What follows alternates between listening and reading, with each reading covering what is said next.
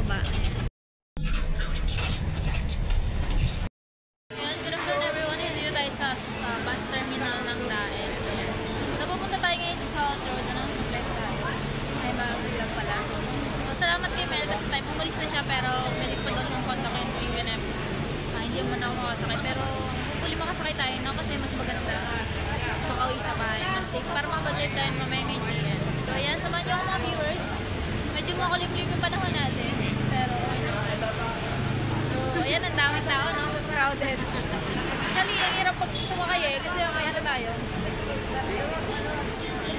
May ano tayo dito. So shoutout, samahan niyo ako mga viewers. Dami nila, ano? Ganyan talaga pag mga papuntang Manila. Ayan, sobrang